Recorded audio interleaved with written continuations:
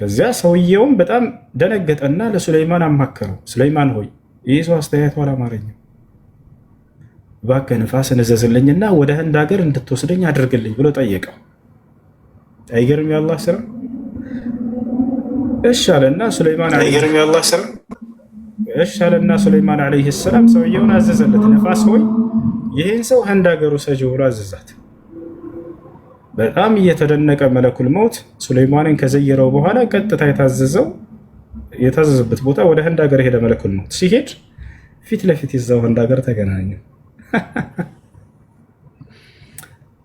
በጣም እየተደነቀ መለኩል መውት ነፍሱን አውጥቶ ሄደ እና ይህ ነው መላእኮች ወደ ነቢያት ይመጡ ነበር፣ ይዘይሯቸዋል። ነቢ ሰለላሁ ዐለይሂ ወሰለም ጋር ጅብሪልና ሚካኤል ሁሌ ይመጣሉ፣ ሁልጊዜ ይመጡ ነበር። ለዚህ ነው ነቢያችን ሰለላሁ ዐለይሂ ወሰለም ከዕለታት አንድ ቀን ምን አሉ? ጅብሪልና ሚካኤል ልክ አብረው መጥተው ከፊታቸው ቁመው ጠየቁት። ጅብሪልና አንድ ቀን ሰሒህ ሙስሊም ላይ ያለ ሐዲስ ነው። ያ ጅብሪል አሉት፣ ጅብሪል ሆይ ሊመ ላ አራ ሚካኤል ዳሒከን ቀጥ ፈቃለ ጅብሪል ዐለይሂ ሰላም ያ ሙሐመድ ሚካኤል ለም የድሐክ ቀጥ ሙንዙ አን ኹሊቀት ናር። ጅብሪል ሆይ ለምንድን ነው ሚካኤል ፈገግ ሲል ሲስቅ እንኳን የማላየው አንድም ቀን አሉት። ሚካኤል አይስቅም ነበር። ጅብሪል ሲያወራ ጊዜ ፈገግ ይላል፣ ይስቃል ከነቢ ሰለላሁ ዐለይሂ ወሰለም ጋር። በሚካኤል ግን አለመሳቅና ፈገግ አለማለት በጣም ተደነቁ። ነቢ ሰለላሁ ዐለይሂ ወሰለም ጅብሪልን ጠየቁት፣ ለምንድን ነው አሉት። ጅብሪል መለሰ፣ ሙሐመድ ሆይ የጀሃነም እሳት ከተፈጠረችበት ጊዜ አንስቶ ሚካኤል ስቆ አያውቅም ብሎ ተናገረ። ተመልከቱ፣ መላእኮች ወደ ጀሃነም አይገቡም፣ ግን ባዩት ጊዜ በጣም ደንግጠዋል። የሰው ልጅ ከሃዲ ሆኖ እዚህ ሊገባ ነው ብለው በጣም ደንግጠዋል። እና ያዩቸው ነበር፣ ያገኟቸው ነበር። እነዚህ መላእክቶች ይመጣሉ። የዓይን እማኝ ምስክሮች ሰሓቦች ይመለከቱ ነበር። ይሄን አንዳንዴ እናታችን አይሻ አይታለች፣ እነ ሰዕድ ብን አቢ ወቃስ አይተዋል። እነዚህ መላእክቶች ሲመጡ ያገኟቸው ነበር። ከዛሊክ አጠቃላይ ሁሉም ሰሓቦች ይመለከቱ ነበር። ዑመር ብን አልኸጣብ የዘገበ ሐዲስ አለ። ኩና ጅሉሰን ዒንደ ረሱሊላህ ሰለላሁ ዐለይሂ ወሰለም፣ ከነቢ ሰለላሁ ዐለይሂ ወሰለም ጋር ተቀምጠን ሳለን ይላል፣ ኢጥለዐ ዐለይና ረጁል፣ አንድ ሰው ወደኛ በመጣ ጊዜ መጨረሻ ላይ ያ ሰው ወደ ሰው ተቀይሮ የመጣ የሆነ መልአክ እንደሆነ ተረዱ። ሃዛ ጅብሪል አታኩም ዩዐሊሙኩም አምረ ዲኒኩም አላቸው ነቢ ሰለላሁ ዐለይሂ ወሰለም። ይሄ አሁን ያያችሁት ጅብሪል ነው፣ ስለ ሃይማኖታቸው ሊያስተምራቸው ዘንድ መጥቶ ነው አሉ። ስለዚህ ነቢ ሰለላሁ ዐለይሂ ወሰለም ጋር መልአኩ ገብርኤል ሲገለጥ ማን ምስክር አላቸው? ራሳቸው ብቻ ናቸው ወይ ምስክር? ላ አይደሉም፣ አይደሉም። 1 2 3 4 ምስክርም አይደሉም። ዮሐንስ፣ ማርቆስ፣ ማቴዎስ፣ ሉቃስ ለላ እንደዚህ 4 አይደሉም። ከመቶ ምናምን ሺህ በላይ ምስክሮች ናቸው። ቁጭ ብለው መልአኩን ይመለከቱት ነበር። መመልከት ብቻ ከነቢ ሰለላሁ ዐለይሂ ወሰለም ጋር ሲመጣ ለመመልከት ብቻ አይደለም፣ ቃልን መጥቶ ሲያስተላልፍ ሲያስተምር ይሰሙት ነበር። አያቸው። ይሄ ሁሉ ምስክሮች ቁጭ ብለው መልአኩን ያዩ ነበር፣ ይሰሙ ነበር። ቃልን ሲያስተላልፍ ብቻ አይደለም፣ ነቢ ሰለላሁ ዐለይሂ ወሰለም ላይ ከሃዲያኖች ጥቃት ሊያደርሱ ሲመጡ ጊዜ እነዚህ መላእክቶች ሲወርዱና ሲከላከሉ ሰሓቦች ይመለከቱ ነበር፣ ያዩ ነበር። ቁጭ ብለው ያዩ ነበር፣ ይመለከቱ ነበር። ይሄን ያዩትንም መስክረዋል። ይህን ይመስላል እና ኢድሪስ ዓለይሂ ሰላም ታሪክ የጠየቅሽው ተፍሲር ላይ ነው እንጂ የሚገኘው ቁርአንና ሐዲስ ላይ አይደለም። እሺ هذا من تفاسير الإسرائيليات። እሺ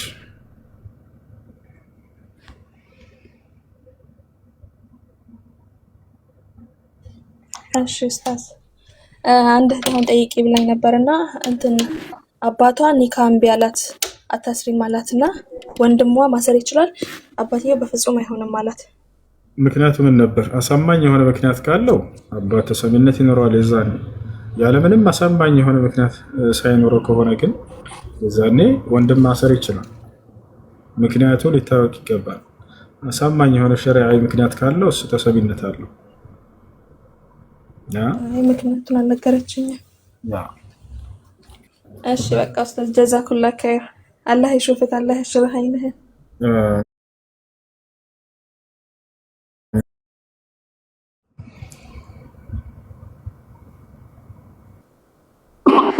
ሰላም አለይኩም።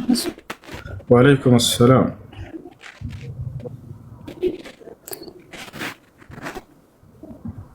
السلام عليكم أستاذ.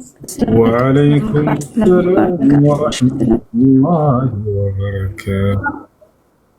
እንዴት ነህ? ሰላም ነው? الحمد لله. እሺ ጥያቄ ነበረኝ። እሺ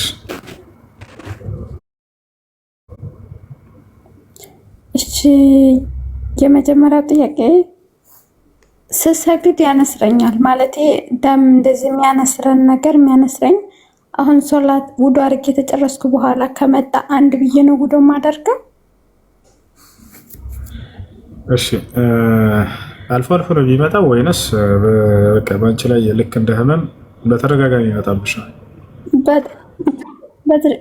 ውዱ ጭርስ አድርጌ በኋላ ላይ ወይም እየሰገድኩ አንዳንድ ጊዜ ጎንበስ ብዬ ቀና ስል አየዋለሁ በእጄ ማለት ነው። እንደዚህ እንትን እላለሁ።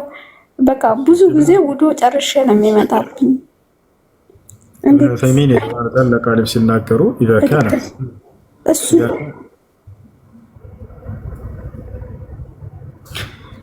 قال الشيخ ابن عثيمين رحمه الله تعالى إذا كان خفيفا هذا مما يعفى عنه ጥቂት ከሆነች ይህ የሚታለፍ ነው ብሎ ተናግረዋል። ከኪሳቸው ላይ አዘጋጁና ሶፍት ሊሆን ይችላል ወይንም ጨርቅ ማረም ሊሆን ይችላል ምናምን እንደዚህ አዘጋጅታችሁ በሱ ጠረግ አድርጉትና ሶላታችሁን ቀጥሉ። ነገር ግን ብዙ ከሆነ እየፈሰሰ ያለው የዛኔ ሶላታችሁን አቋርጣችሁ መውጣት አለባችሁ። ሲያቋርጥላችሁ ጊዜ እሱን አጥልታችሁ ሶላታችሁን እንደገና እንዳድስ መስገድ። ይሄን ያሳለሽ ያኔ ውዱ አፈርስም አፈርስም ደም ነጃሳ ስለሆነ እሺ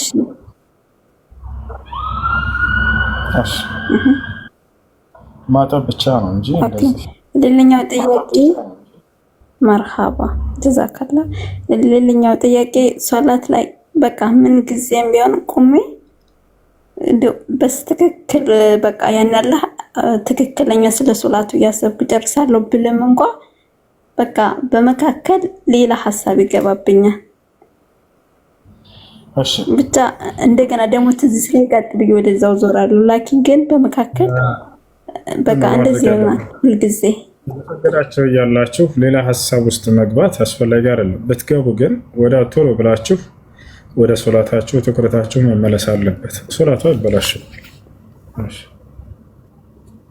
መርሐባ። እሺ ሌላኛው ጥያቄ እህቴ ነበረችና ያኔ ባሏ አልፈታትም፣ ግን አማራጭሽን ያዥ ብሏት 5 ዓመቷ ማለት ነው። ከዛ ዝም እሷ ገባ። አሁን ፈቷታል አማራጭሽን ያዥ ስላላት ወይስ ግዴታ እሱ ፈትሻለሁ ብሎ ቃል ማውጣት አለበት? ባል ፈትቼሻለሁ ብሎ መናገር አለበት። ካልፈለገ ልጅቱን ኒካሃን ይዞ እንትን ማለት ማሰቃየት የለበትም። አይቻልም። ፈኢምሳኩም ቢማዕሩፊን አው ተስሪሁም ቢኢሕሳን ይላል አላህ። ሴቶችን ካገባቸዋቸው ወይ በመልካም ያዟቸው፣ ካልሆነ በሰላም ልቀቋቸው ብሎ ተናግሯል።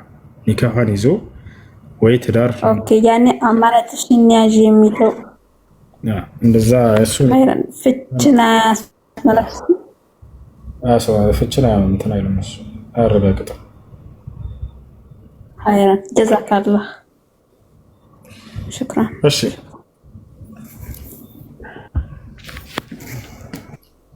ጨረሳችሁ? ልጠይቅ? ሰላም አለይኩም ወራህመቱላሂ። በቃ ያሉት ብቻ ይጠይቁ። እሺ ልጆች በቃ ሰው እንዳታስገቡ። እሺ ሰላም አለይኩም። አለይኩም ሰላም።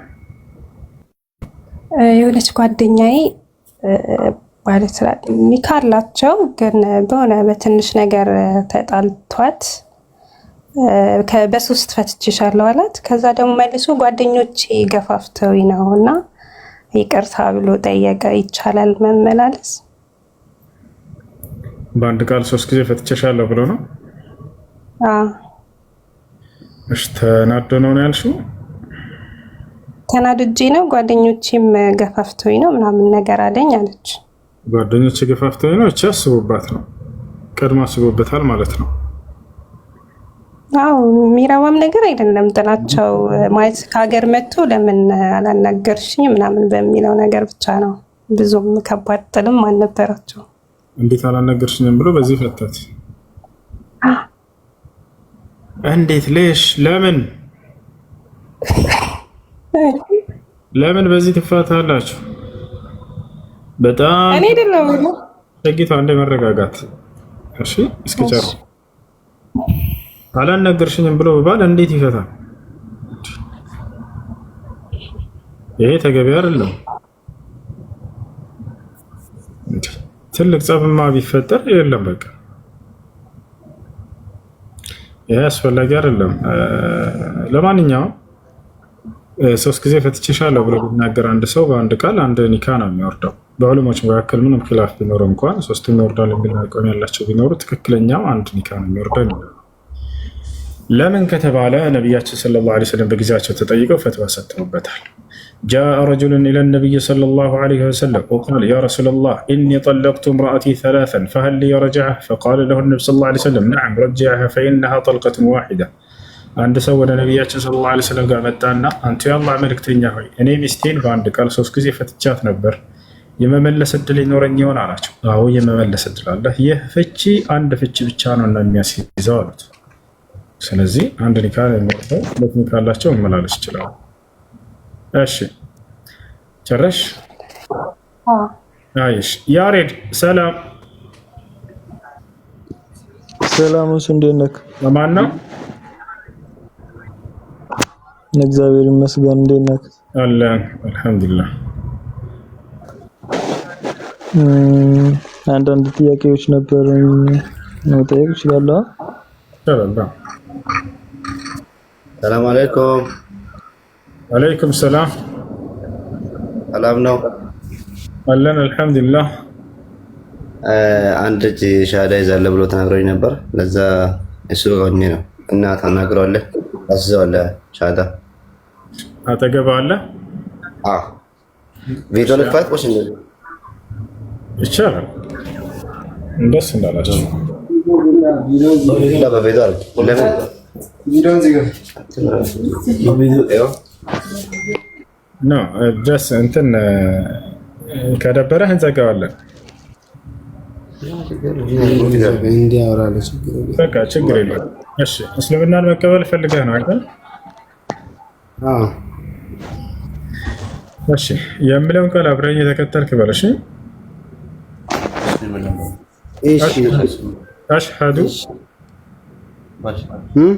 አሽሀዱ አሽሀዱ አላ ችግር የለውም ባያደርገው።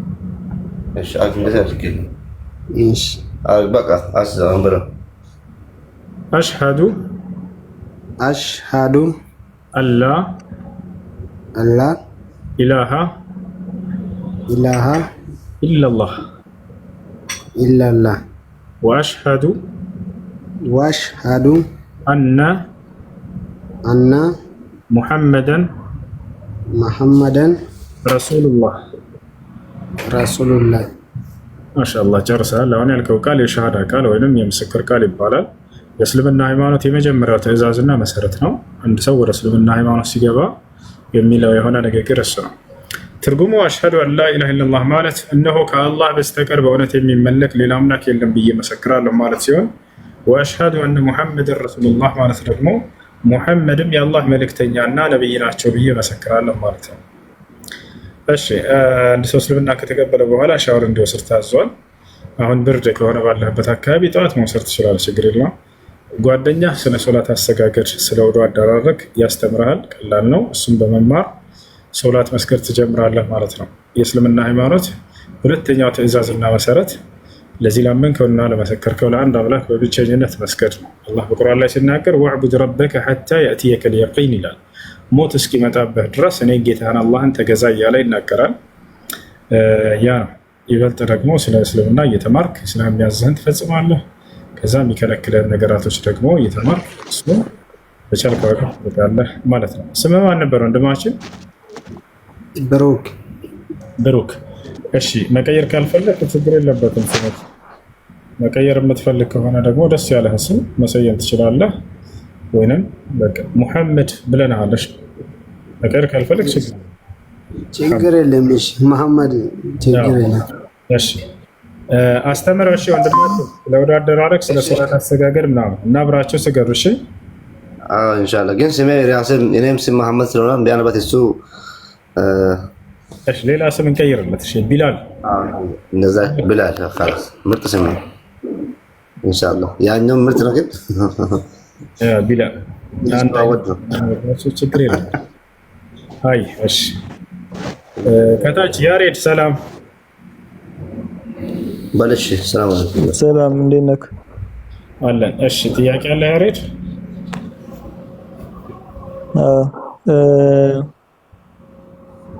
ጥያቄ አንድ 5 ጥያቄ አሉኝ። የመጀመሪያውን መሰለክ በሃይማኖት ማስገደድ የለም እንደ እስልምና አስተምሮ በሃይማኖት ማስገደድ የለም የሚለውን ነው የሚለውን ነው ተቀባይነት ያለው ወይስ ሃይማኖትን የለወጠ ይገደል የሚለውን ነው ትክክል? እሺ አንድ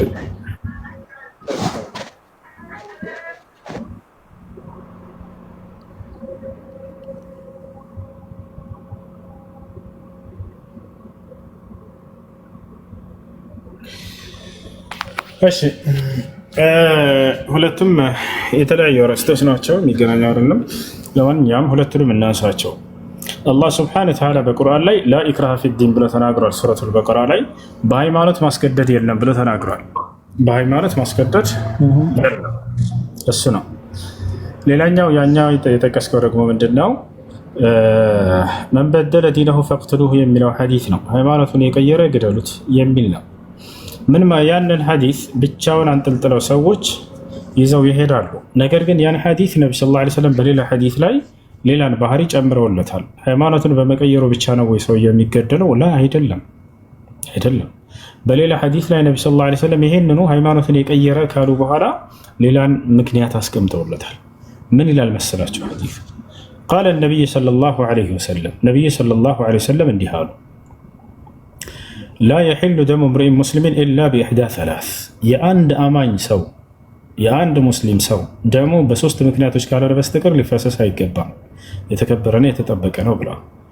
አንደኛ አሰይብ ዛኒ ባለትዳር ሆኖ ዝሙትን ያደረገ፣ ሁለተኛ አነፍስ ቢነፍስ የሰውን ነፍስ ያጠፋ ከሆነ የሰውን ነፍስ አውቆ ሆን ብሎ የገደለና ያጠፋ ከሆነ፣ ሶስተኛ አታሪኩ ሊዲኒሂ አሉ ሃይማኖቱን የተወ ካሉ በኋላ ዝም አሉ። ላ ዝም አላሉ። አየህ እዚህ ጋር ነው አልሙፋሪቁ ሊልጀማዓ ብለው ገለጹለት። ሃይማኖቱን ለቆ የወጣ ካሉ በኋላ መልሶ እንደገና የሙስሊሞችን ህብረት የተለየና እነሱን ለመዋጋት የሚፈልግ ከሆነ ነው። አላህ በቁርአን ላይ ይህንን ገለጸው። ምን አይነት ከሃዲያኖችን እንደምንዋጋ ገለጸ። ካድ አይደለ ይሄ ሰው ምን አይነት ከሃዲያቸውን እንደምንዋጋ ሲናገር ጊዜ ወቃቲሉ ፊ ሰቢልላህ አለዚነ ዩቃቲሉነኩም እነዚያን የሚጋደሏችሁን ከሃዲያኖች ተዋጓቸው እያለ ይናገራል። ይህ ሰው ከሃዲ ከሆነ በኋላ ከዚህ ተቀላ መልሶ እንደገና ሙስሊሞችን እዋጋለሁኝ አንድነታቸውን እለያያለሁ ብሎ የሚሰራ ከሆነ የዛኔ ይህን ሰው ሊጋደል ከመጣ እንዋጋዋለን ማለት ነው። ይሄን ይመስላል። አንደኛ ይሄ ከኢስላም አንጻር ያለው ነው። ወደ መጽሐፍ ቅዱስ ስንል ጊዜ እግዚአብሔር ምን አለ? ቆይ ጥያቄ ሳልጨርስ አንተ መጠየቃቸው ምንሱን አልጨረስኩም። ቆይ ዝም ብዬ ስለሰማኩ እኮ ትክክል ነህ ማለት አይደለም። አልጨረስኩም። ተረጋጋ። ተረጋጋ። አዎ ስለዚህ ተረጋጋ። ቀስ በለ። ምን ሆኖ ነው መጽሐፍ እንዳይነካ? ስማኝ አንዴ እቺ ብናገር። ቆይ ተረጋጋ። ቀስ በለ አንዴ ስማኝ። እሱ መመለስ የምትፈልግ እስከ ጨርስ አዳምጥ። እሺ በባ 1000 ሰው እየተከታተለ እኮ ነው። ቀስ በል እንጂ ጤነኛ አይደለም እንዴ?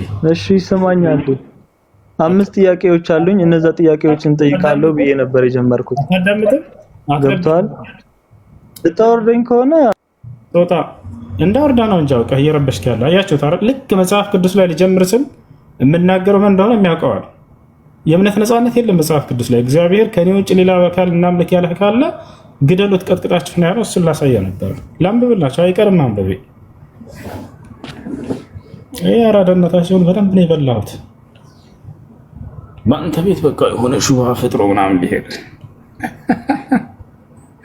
ከዛ ስለ መጽሐፍ ቅዱስ ልናገር ስል በቃ አሁን ነው ላሳያችሁ። እግዚአብሔር እናትህን ብትሆንም ግደላት ነው ያለው። እህትህን ብትሆን ግደላት ቀጥቅጠህ ብሏል።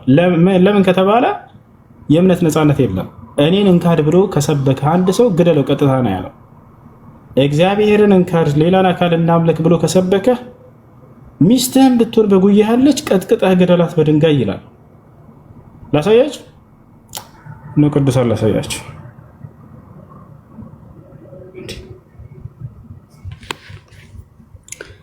ኦኬ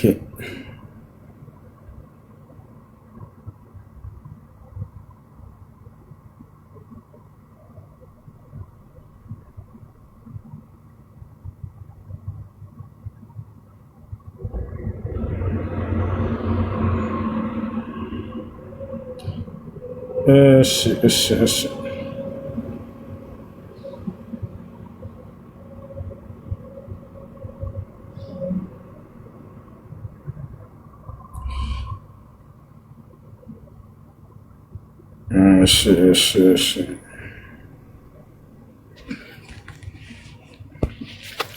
እግዚአብሔር ምን እንዳለ ተመልከቱ። ያ ጀማ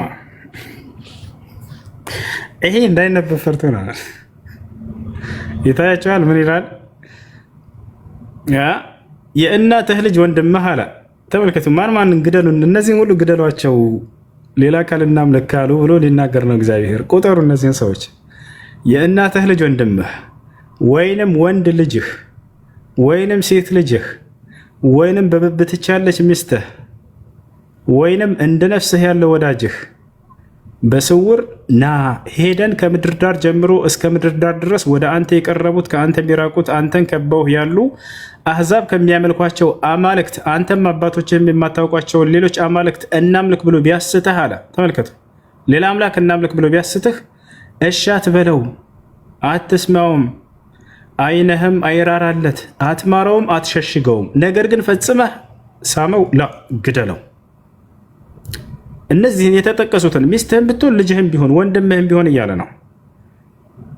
ሌላ አማልክት እናምልክ ካለህ ከእግዚአብሔር ውጭ ግደለው ነው የተባልከው። የእምነት ነፃነት የለም፣ መካድ አይችሉም። አንድም ሰው እክዳለሁ ካለ ይገደላታል። ነገር ግን ፈጽመህ ግደለው። ይወቻላ እርሱን ለመግደል በፊት የአንተ እጅ ከዚያም በኋላ የህዝብ ሁሉ እጅ በላዩ ትሁን አለ። ለምን?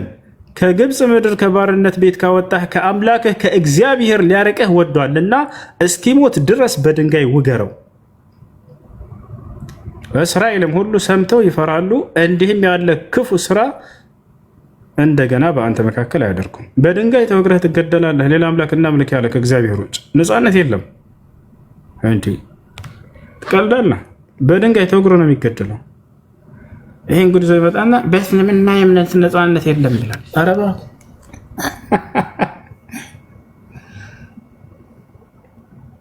ደግሞ እኮ ገና ስብከት ነው ያደረገው። እናምልክ ብሎ ገና ና በስውርና እናምልክ ቢልህ ግደለው ይሄን ሰው አለ። ገና ሲሰብከህ ነው ይሄን ሰው ግደል የተባልከው። አላህ ይመስገን።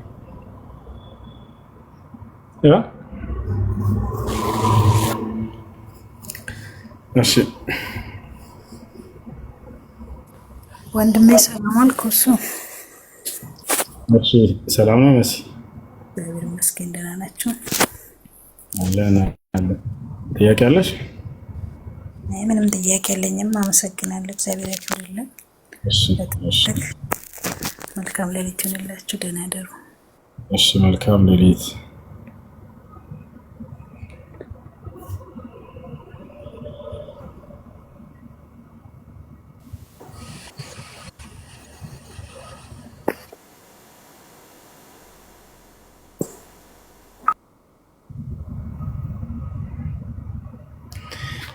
يا سلام سلمنا، يا سلام سلمنا، يا سلام سلمنا.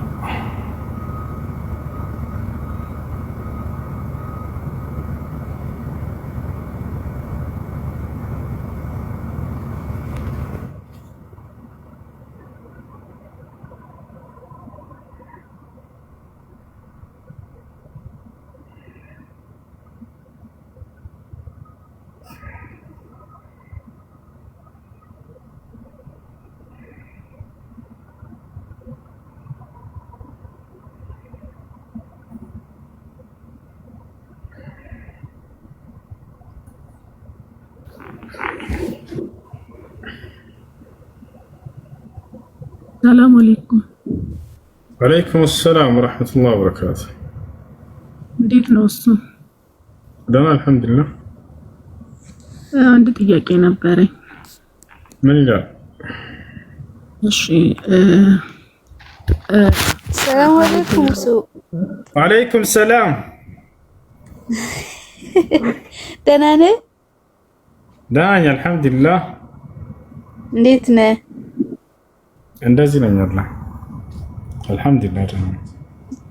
እንዴት ሆንሽ እንኳን አትልም? እንዳንተ ሻሃዳ ይዞ አስይዞ ዝም ማለት ምንድነው? ኦኬ ግሩፕ ምናምን አላስገቡሽም? እኔ ማንኛውም ሰው እስልምናን ከተቀበለ በኋላ ለሚያስተምሩ ልጆች ሳላገናኘ አልተውም ነበር። የአስገብተውሻል ግሩፕ ውስጥ? ነው ገብቻለሁ፣ ግን አልተመቸኝም። ሰዓታችን አልተገናኘንም። ያው እንዳልኩም ደግሞ ብዙም ሰው እንትኑ ስለማያውቅ ድምጽ አውጥቼ እነሱ መስማት ከዛ ደግሞ እኔም ድምጽ ቀድቼ ለነሱ እንትን ማለት አልቻልኩምና እኮ አገኛቸው። አሁን እዚህ ቦታ ላይ እኔ ጋር ማንኛውም ሰው ሻሃዳ ከያዘ በኋላ በውስጥም የሚይዘው ሊሆን ይችላል። በዚህ የሚያዙ ልጆች ከያዙ በኋላ እኔ አልተዋቸውም። ቀጥታ ለሚያስተምሩ ልጆች አገናኛቸዋለሁ። እነዚያ ልጆች የሚያስተምሯቸው ትምህርቶች መከታተል አለባቸው። እሺ እንኳን ደህና መጣሽ። ጥያቄዎች ካሉሽ መጠየቅ ይቻላል።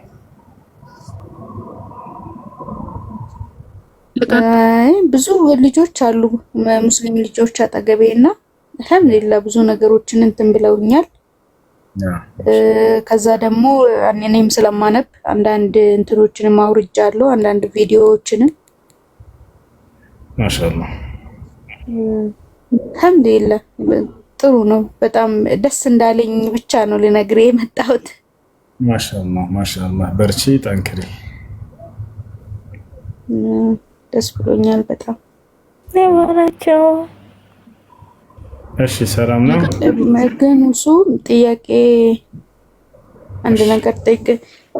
ስራ ቦታውን እንዳልኩ ብዙም ሰው አላወቀም እና አለቆቼም የስራ ባልደረቦቼም ብዙም አላወቁም እና በዛ ላይ ደግሞ ጠምጥሜ መስራትም ልቻል አልቻል ገና እንትን አላልኩም።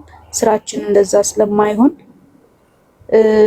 ሰላት ሰው ወቅት ጠብቄ መስገድ አልቻልኩም። በተለይ ሁለቱን የዙሁርና ለስርን አንድ ላይ እንትን እያረኩ ነው እየሰገድኩ ያለሁትና ችግር አለው። ከተቻለ በሰዓቱን ጠብቀሽ ስገጂ። ነገር ግን በጣም አስቸጋሪ ከሆነና ማትቼ ከሆነ ሊያመልጥ የሚችልበት አጋጣሚ ከሆነ ይህን ነገር ካወቁ ሰዎች በህይወትሽ ላይ ችግር ሊፈጥሩብሽ፣ አደጋ ሊፈጥሩብሽ የሚችል አጋጣሚ ከሆነ የዛኔ ችግር የለውም። ነቢ ሰለላሁ ዐለይሂ ወሰለም አስቸጋሪ ጊዜያቶች ሁለቱም ሶላት ከንች እና ያ ነው እና የሚመቻችልሽ ከሆነ ግን ጊዜያቶቻቸው ተጠብቀው መሰገድ አለባቸው። አላህ በቁርአን ላይ ኢነ ሶላተ ካነት ዐለል ሙእሚኒነ ኪታበን መውቁታ ይላል። ሶላት በአማኞች ላይ በጊዜ ገደብ ተደንግጋለች ብሏል። በዚያው በጊዜ ገደብ መሰገድ አለባቸው። ይህን ይመስላል። እሺ ለቀጥል እሱ ቀጥሽ እና የረመዳን ቀዳ ነበረብኝና መታጠብ ከነበረብኝ ጊዜ 3 ቀን በሆነ ምክንያት አሳለፍኩኝ። ምክንያት ነበረኝ። በጊዜው ውሃ አልነበረምና ያለፉትን ከፋራ አወጣለሁ ከመጾም ባሻገር እሱን ለመጠየቅ ነበር። ስለምንድን ነው ጥያቄሽ? ስለ ትጥበት፣ ስለ ሶላት፣ ስለ ጾም፣ ስለ የትኛው? ለጾሙ ድጋሚ እስኪ ጥያቄሽ ነው። ማለት ሀይድ ነበርኩኝ። ሀይዴ ከመታጠቢያ ቀኔ 3 ቀን አሳለፍኩኝ። እሺ እና 3 ቀን አልጾምኩም ማለት ነው የረመዳን ጾም። እሺ እና ያንን ጾም ጾሜ ማውጣት ብቻ ነው ያለብኝ ወይስ ከፋራ አለብኝ? እሱን ለመጠየቅ ነው። ያሁን ያለፈው ረመዳን ነው ወይስ ከዚያ በፊት የነበረ ነው? አይ አሁን ያለፈው። እንደሱ ከሆነ ቶሎ ብለሽ ቀዳ ብቻ ነው፣ ከፋራ የለብሽ። እሺ መርሐባሽ። ሰላም አለይኩም ወራህመቱላሂ ወበረካቱህ። ወአለይኩም ሰላም ወራህመቱላሂ ወበረካቱህ። ዛሬ ጉድ ያንን ጥያቄ ነበረኝ። እሺ ምንድን ነው ጥያቄሽ?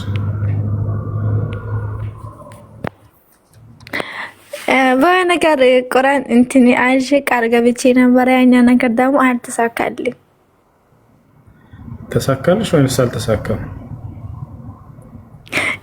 ያኔ ቃል ገብቼ አልተሳካልኝ። አልተሳካልሽም? አዎ። ካልተሳካ ያን ቃል የገባሽውን መፈጸም አይጠበቅብሽም። ነቢያችን ሰለላሁ ዐለይሂ ወሰለም ኢዛ በለገ ኒሳብ ወሐለ ዐለይሂ አልሐውል ፈቀድ ወጀበ ፊህ ዘካህ ብለዋል።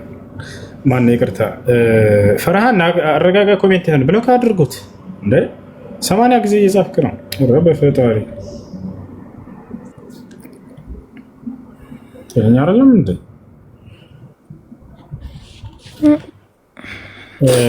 ከቁርአን ውጭ በሌላ ቦታ ስለ ነብዩ ሰለላሁ ዐለይሂ ወሰለም መልሱን አዳምጡ። እሺ ሚውት አድርጋችሁታል። ከቁርአን ውጭ ስለ ነብዩ ሰለላሁ ዐለይሂ ወሰለም ትንቢት የተነገረለት ስለሱ የተነገረለት ቦታ አለ ወይ ብሎ እየጠየቀ ነው። ምናልባት ክርስቲያን ቢሆን ወይንም ደግሞ የሌላ እምነት ተከታይ ቢሆን ይህን ጥያቄ ይጠይቃል። ሙስሊም ሆኖ እንዴት ነው ይህን ጥያቄ ሰው የሚጠይቀው? ምን ይሰራል? ቢኖር ባይኖር የአላህ ስብሐነሁ ወተዓላ ምስክር በቂ ነው። የነቢያቶች ምስክር በቁርአን ላይ በቂ ነው። ዒሳ መስክሯል፣ አንድ በቂ ነው። እነ ኢብራሂም እነ ኢስማኤል ሁሉም ነቢያት የመሰከሩት አለ።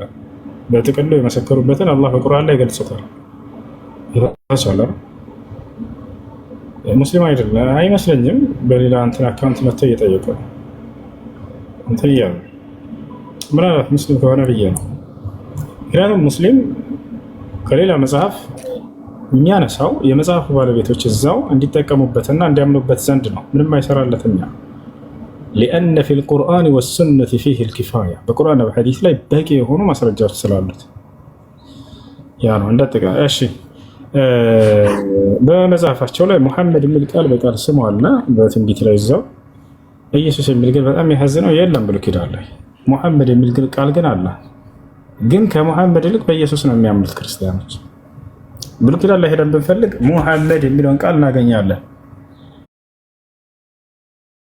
አንድ ቦታ ላይ ግን ኢየሱስ የሚል ቃል አታገኙም ብሉይ ኪዳን ላይ። እኛ ኢየሱስ መልእክተኛ አይደለም እያልን አይደለም። ግን እንዳው እንደዛ ከተባለ ሄደን ግዴታ ስሙን አምጡልን ከተባለ በብሉይ ኪዳን ላይ የኢየሱስ ስም አይገኝም። የነብዩ ሰለላሁ ዐለይሂ ወሰለም ስም ይገኛል። ይሄን ማየት ይፈልግ ክርስቲያን ካለ ነው ያስችላል። ኢየሱስ የሚለው ስም የለም። እሺ ሙሐመድ የሚለው ግን አለ። ምን ነበር ያልሽው? ስለዚህ ይኸውልሽ ምን አለ መሰለሽ፣ አንድ ሰው ነቢያችን ሰለላሁ ዐለይሂ ወሰለም መን ነዘረ ቢሸይኢን ፈልዩፊ አሉ። መን ነዘረ ቢሸይኢን ፈልዩፊ፣ የሆነን ነገር የተሳለ ሰው ያን ስለቱን ይፈጽም። ነገር ግን መቼ? ያ የጠየቀው ነገር ከተሳካለት ማለት ነው። የተጠየቀው ነገር ከተሳካለት። ለምሳሌ አንድ ሰው ከኢትዮጵያ ተነሳና ወደ ሳዑዲ መሄድ ፈለገ። አምላክ ያላህ ሆይ በሰላም ሳዑዲ ካስገባኸኝ አንድ ፍየል አርጄ ሰደቃ አደርጋለሁኝ አለ። ተሳለ። ለአላህ ስብሐነ ወተዓላ ብቻ ነው የሚሳለው፣ ለፍጥረታት መሳል አይቻልም። ከዛ ይሄ ሰው በሰላም ሳዑዲ ከገባ ነው ያንን ቃል የገባውን መፈጸም ይጠበቅበት። እሺ ከየመን ከተመለሰ ሳልቻለም፣ ይሄ ሰው ከየመን ተመለሰ። ይሄ ሰው አለበት ከፋራ ላይ የለበትም። ምንድነው ነድሩን ማውላት አለበት የለበትም? የጠየቃችሁት ነገር በጠየቃችሁት መሰረት ሲሳካ ጊዜ ነው ያን ቃል የገባችሁትን መፈጸም የሚጠበቅባቸው። እሺ ስለዚህ አንቺ የጠየቅኩት ነገር አልተሳካልኝም ካልሽ እንትን አይልብሽ የለብሽ። እሺ ባላ ችግር አመጣም። ያስፈራኝ ቁርአን ብዙ ነገር ነው ያወራል። ያን ቁርአን እሺ ያን ሰው ያን ነገር እንደው የቤን ቁርአን እንትን ያልኩት የለብሽ ዳስኩን የተራል የለብሽ። እሺ ተሸካ ሰካና አይስ ልጅ እንሰማው አይሸን ጀዛከላህ ወያክ። ሰላም አለይኩም። ወአለይኩም ሰላም ወራህመቱላሂ ወበረካቱ። ኡስታዝ ጥያቄ አለብኝ። አለብሽ? ጥያቄ አለኝ። አይሽ ሶሪ እንትን ጾም ቀዳ አለብኝ የብዙ አመት። የስንት አመት? የ50 አመት? የ4 አመት። የ4 አመት ከሆነ ችግር የለውም። በወሊድና በህመም ምክንያት ነው። ቀደም መልሳለሁ ብዬ አስባለሁ። ሁሉ ጊዜ ትንሽ ጨጓራ ህመም ስላለብኝ በራብ ይነሳብኛል አንዳንዴ። እንዴት አድርጌ መመለስ አለብኝ? እሺ አሁን ረመዳን ሲመጣ ትጾሚያለሽ? ግን ያለፈው ረመዳን ነው የጾምኩት። ከዛ በፊት ያሉትን አልጾምኩት። ስለዚህ ትችያለሽ ማለት ነው አልፎ አልፎ ብትጾሚ አይደል? በጤናሽ ላይ ችግር እችላለሁ። አሁን እችላለሁ። እንደሱ ከሆነ ጾሚ። ያቆራረጥሽ ቢሆንም በሳምንት 3 ቀን ሊሆን ይችላል። አመመሽ ትፈቻለሽ። ሰው ያመመው ጾም እንኳን በግዴታ አላህ Subhanahu Wa Ta'ala በቁርአን ላይ ስለ ጾም ሲናገር فمن كان منكم مريضا او على سفر فعدة من ايام اخرى እያለ ተናግሯል። በጾም ቀን ከእናንተ የታመመ ሰው ካለ ወይ ሙሳፊር ላይ የሆነ ሰው ካለ በእነዚያ ቀን ያፍጥርና እነዚህን ቀናቶች በሌላ ቀን ቁጥሩ ይጾማቸው ብሏል። ስለዚህ እያቆራረጥሽ ቢሆንም ጾሚያቸው። እሺ በእህል ምናምን መመለስ አልችልም። የመጾም አቅሙ ባይኖርሽ ነበር በእህል የምትመልሽው። አንቺ ግን አሁን የመጾም አቅሙ እንዳለሽ ተመልሰሻል። ካልነሽ እያለፍሽ ያረፍሽ እንዲሆን እነዚያን ቀናቶች ጾሚያቸው። በጾም ነው የሚመለሰው ኢንሻአላህ። ሰላም አለይኩም። በድጋሚ ገባሁኝ። አለይኩም ሰላም ወራህመቱላሂ ወበረካቱሁ። በድጋሚ ስለነበረኝ ነው። እሺ ለሴት ልጅ ቀብር መዘየር ይቻላል?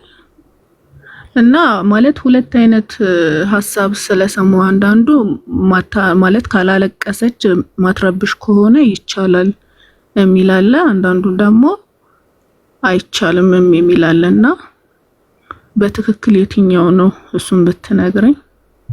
زيارة القبور بالنسبة للنساء اختلف فيها أهل العلم، منهم من جوزه ومنهم من حرمه። ሴት ልጅ ቀብር ትዘይራለች ወይም ሳትዘይርም በሚለው ጉዳይ በዑለሞች መካከል ሁለት ሐሳብ አለ። ግማሾች ይቻላል፣ ሌሎች አይቻልም የሚለው ነው። ትክክለኛው አቋም ግን የትኛው ነው ከተባለ አይቻልም የሚለው ነው። ለምን ከተባለ ነብዩ ሰለላሁ ዐለይሂ ወሰለም በግልጽ ሐዲስ ላይ ከልክለዋል። ነሃ ረሱል ምን ይላል? ለዐነ ረሱል ሰለላሁ ዐለይሂ ወሰለም ዘዋራቲል ቁቡር የሚል ሐዲስ መጥቷል። የአላህ መልእክተኛ ነብዩ ሰለላሁ ዐለይሂ ወሰለም ቀብር የሚዘይሩ ሴቶችን ከልክለዋቸዋል።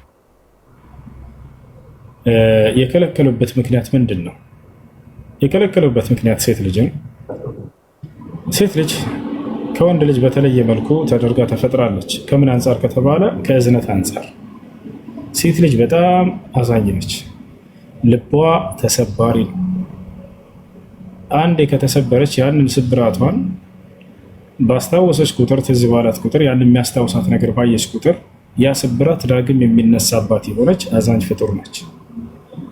ከዚህ አንጻር ወደ መቃብር ሄዳ ምናልባት የሞተባትን ልጇን ሄዳ ቀብር ብታይ ያ የምትወደው ልጇን ያጣችውን ልጇን አስታውሳ እዛው አትጨክንም በባህሪዋ። እዚያ ቦታ ላይ ከአላህ ጋር የሚያጣላትን የሆነ ከቀደር ጋር የሚያጋጫትን የሆነ ቃል ልትናገር ትችላለች። የዛኔ ዘይራ ከምታገኘው አጅር ይልቅ የምታመጣው ኃጢአት በእርሷ ላይ ይበዛባታል። ገብታችኋል? ከማዘን የተነሳ ሴት ልጅ በሞት ጊዜ የምትናገራቸውን ቃላቶች ያስተውላቸው ከሆነ እንዳው መዕዙራ የምትታለፉና ነው እንጂ በዚያ ሰዓት ከስሜቷን መቆጣጠር ስላቃታት በሚለው ከቀደር ጋር የሚያጋጩ ነገሮችን ይናገራሉ። ወይን አባቴ ምን ተባብለን ነበር? አልሄደብሽም አላልከኝም ነበር ወይ? ቃልህን አጠፍክ አይደለም?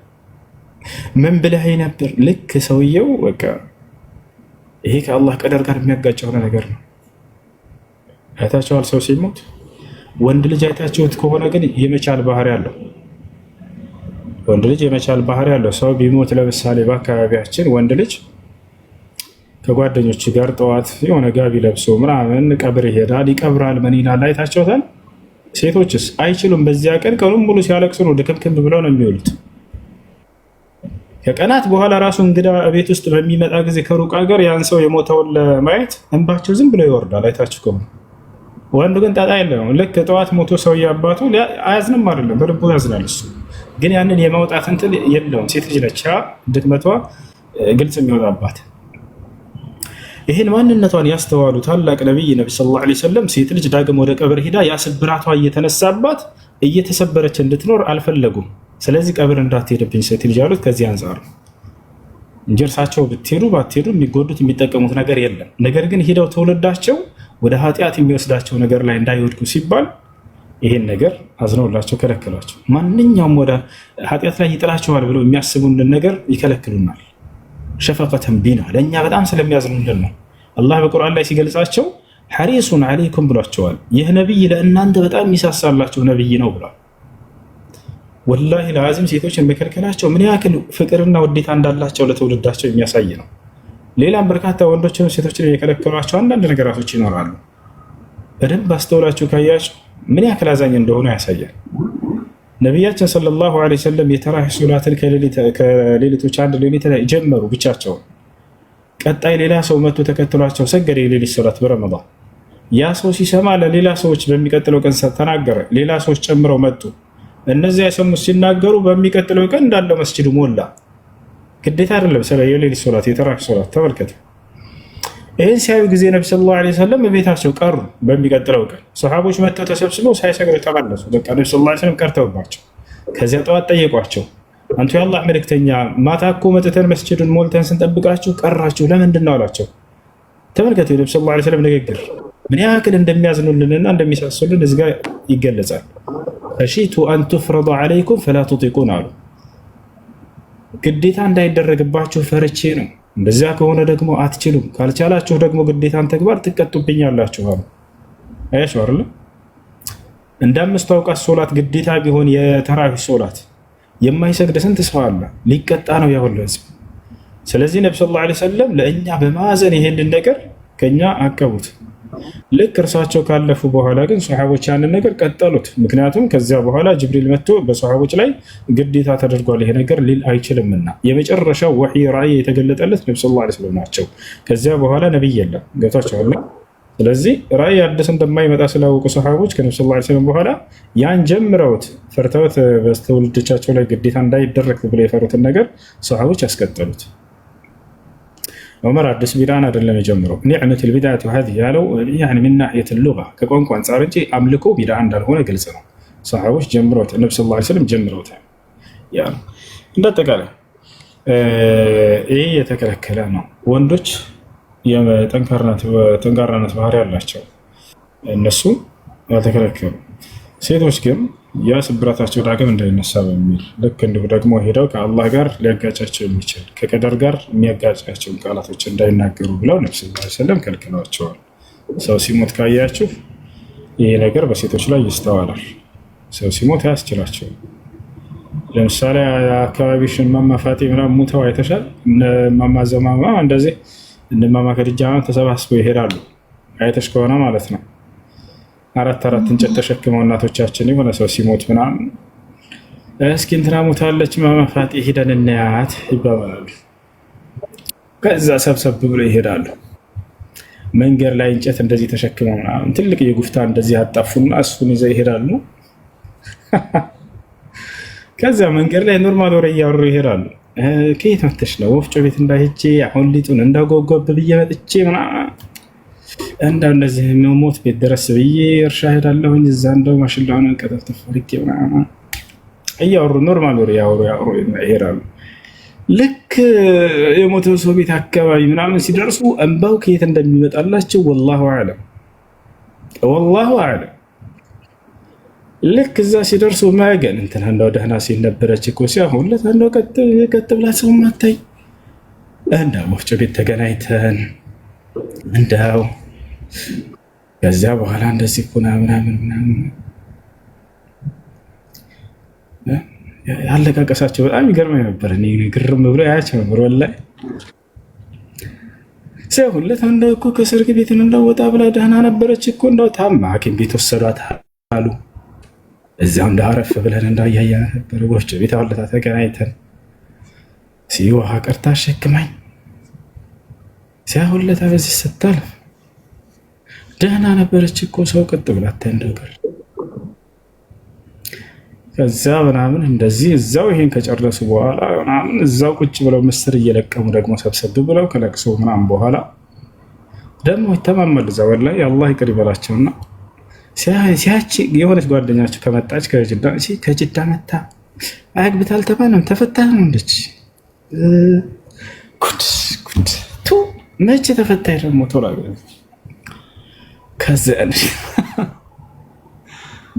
ከዛ ይሄንን ምናምን እንደዚህ ከጨረሱ በኋላ ይሄዳሉ ምናምን። ወንዱ ከሆነ ደግሞ ከገጠር ሲመጣ ምናምን አይታቸዋል። ከገጠር የሚመጡ ሰዎች ቸር ናቸውና የሆነ አህያ ላይ ምናምን እንደዚህ ማሽላ ጤፍ ምናምን እንደዚህ ጭነው ይመጣሉ። ወሽ እያለ አህያውን እየነዳ ይመጣል። የት እየሄድክ ነው አህያ አህመድ? አባ እንደ ጎበዝ ሙታ እሷን እንደው የሄድን ነው ልንቀብር ነው ምናምን ይላል። ወሽ አህያውን እየነዳ ልክ እንደዛ እያለ ከመጣ በኋላ ምናምን ልክ ሟች ቤት አካባቢ ምናምን ሲደርስ እጅና እጁን ወደ ኋላ ጣል ያድርግና አይ መገንገራማ ደህናው ልጅ አይ ተዋንተው ያለቀሰ ይገባል። ከዛ ምንም እና ደህና ናችሁ? ለማንኛውም አሰላሙ አለይኩም ወራህመቱላሂ ወበረካቱ። ቻው።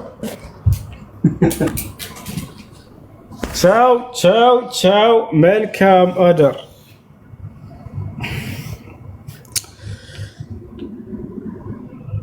ያ ሰላም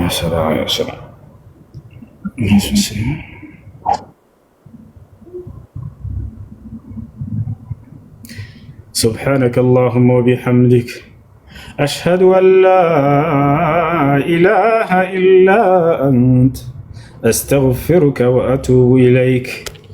የመጨረሻ ቁርአን ንቅራ መሰለኝ። በማን ድምፅ እንቅራ? በሱዳንኛ ድምፅ እንቅራ ወይንስ በአቡበክር ሻጥሪ? ምን እያልክ ነው ይላል አቤል። አንተ አልክ አለ ቃሉ ሲናገር። ይረብሻል ድምፁ በሱዳንኛ ድምፅ። ማን እንቅራሽ?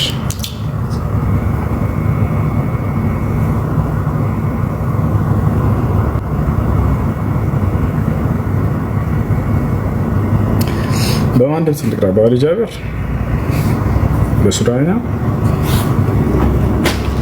እሺ በሱዳንኛ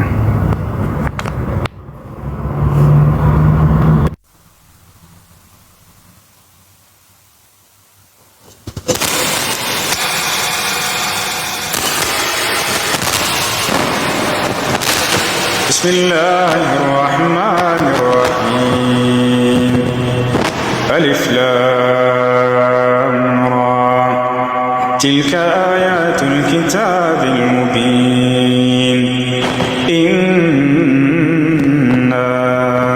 أنزلناه قرآنا عربيا لعلكم تعقلون نحن نقص عليك أحسن القصص بما أوحينا إليك هذا القرآن وإن كنت من قبله لمن الغافلين إذ قال يوسف لأبيه يا أبت إني رأيت 11 كوكبا والشمس والقمر رأيتهم لي ساجدين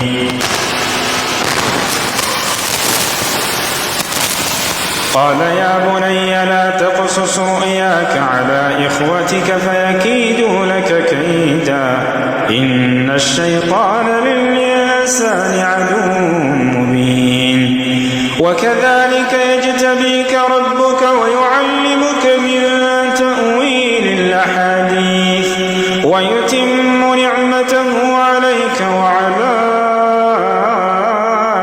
آل يعقوب كما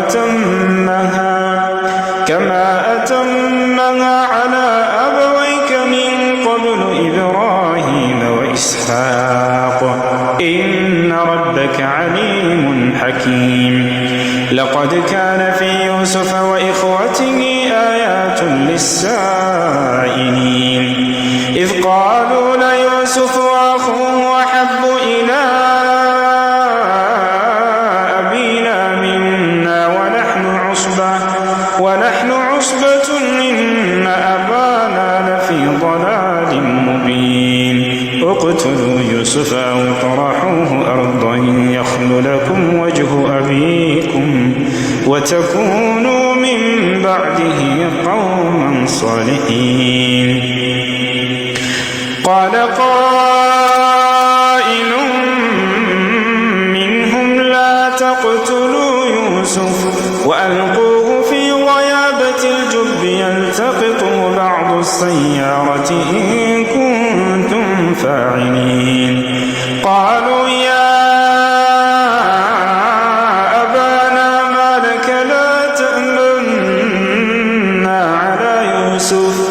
ما لك لا تأمنا على يوسف وإنا له لناصحون أرسله معنا غدا يرتع ويلعب وإنا له لحافظون قال إني ليحزنني أن تذهبوا به وأخاف أن يأكله الذئب وأنتم عنه غافلون قالوا لئن أكله الذئب ونحن عصبة إنا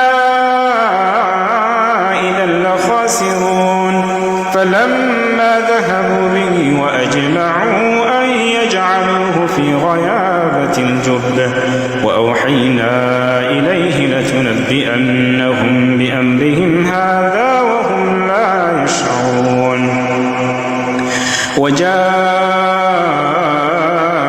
أباهم عشاء يبكون قالوا يا أبانا إنا ذهبنا نستبق وتركنا يوسف عند متاعنا فأكله الذئب وما أنت بمؤمن لنا ولو كنا صادقين وجاءوا على قميصه بدم كذب قال بل سولت لكم أنفسكم أمرا فصبر جميل والله المستعان على ما تصفون وجاءت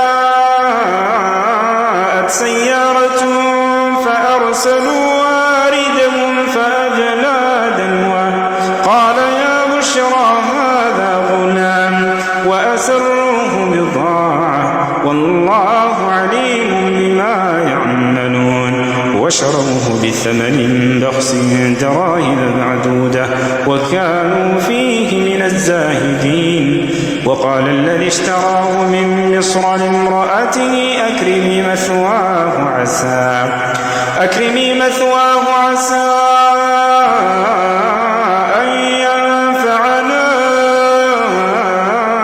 أو نتخذه ولدا وكذلك مكنا ليوسف في الأرض ولنعلمه من تأويل الأحاديث والله غالب على أمره ولكن أكثر الناس لا يعلمون ولما بلغ أشده آتيناه حكما وعلما وكذلك نجزي المحسنين وراودته التي هو في بيتها عن نفسه وغلقت الأبواب وقالت هيت لك قال معاذ الله إنه ربي أحسن مثواي إنه لا يفلح الظالمون ولقد همت به وهم بها لولا أن رأى برهان ربه كذلك لنصرف عنه السوء والفحشاء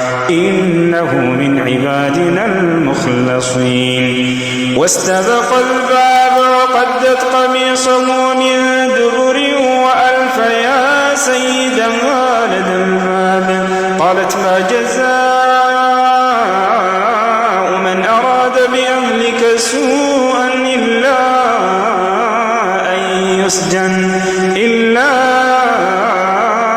أن يسجن أو عذاب أليم قال هي راودتني عن نفسي وشهد شاهد من أهلها إن كان قميصه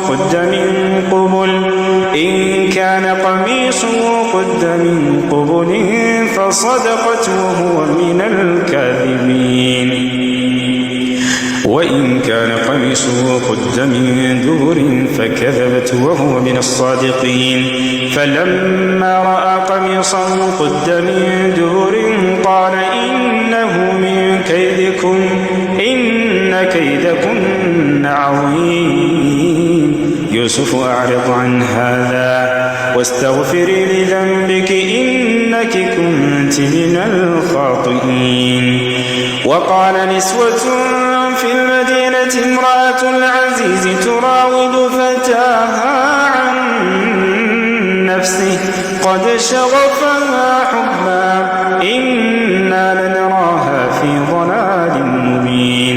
فلما سمعت بمكرهن أرسلت إليهن وأعتدت لهن متكئا وآتت كل واحدة منهن سكينا وقالت اخرج عليهم فلما رأينه أكبرنه وقطعن أيديهن وقلن حاش لله ما هذا بشرا إن هذا إلا ملك كريم. قالت فذلكن الذي لمتنني فيه ولقد راودته عن نفسه فاستعصم ولئن لم يفعل ما آمره ليسجنن وليكون من الصاغرين. قال رب السجن أحب إلي مما يدعونني إليه وإلا تصرف عني كيدهن أصب إليهن وأكن من الجاهلين. فاستجاب له ربه فصرف عنه كيدهن إنه هو السميع العليم. ثم بدا لهم من بعد ما رأوا الآيات ليسجننه حتى حين. ودخل معه السجن فتيان قال أحدهما إني أراني أعصر خمرا وقال الآخر إني أراني أحمل فوق رأسي خبزا تأكل الطير منه نبئنا بتأويله إنا نراك من المحسنين. قال لا يأتيكما طعام ترزقانه إلا نبأتكما بتأويله قبل أن يأتيكما ذلكما مما علمني ربي إني تركت ملة قوم لا يؤمنون بالله وهم بالآخرة هم كافرون واتبعت ملة آبائي إبراهيم وإسحاق ويعقوب ما كان لنا أن نشرك بالله من شيء ذلك من فضل الله علينا وعلى الناس ولكن أكثر الناس لا يشكرون. يا صاحبي السجن أأرباب متفرقون خير أم الله الواحد القهار ما تعبدون من دونه إلا أسماء سميتموها أنتم وآباؤكم ما أنزل الله بها من سلطان إن الحكم إلا لله أمر ألا تعبدوا إلا إياه ذلك الدين القيم ولكن أكثر الناس لا يعلمون. يا صاحبي السجن أما أحدكما فيسقي ربه خمرا وأما الآخر فيصلب فتأكل الطير من رأسه قضي الأمر الذي فيه تستفتيان. وقال للذي ظن أنه ناج منه اذكرني عند ربك فأنساه الشيطان ذكر ربه فلبث في السجن بضع سنين. وقال الملك إني أرى 7 بقرات سمان يأكلهن سبع عجاف وسبع سنبلات خضر وأخر يابسات يا أيها الملأ أفتوني في رؤياي إن كنتم للرؤيا تعبرون قالوا أضغاث أحلام وما نحن بتأويل الأحلام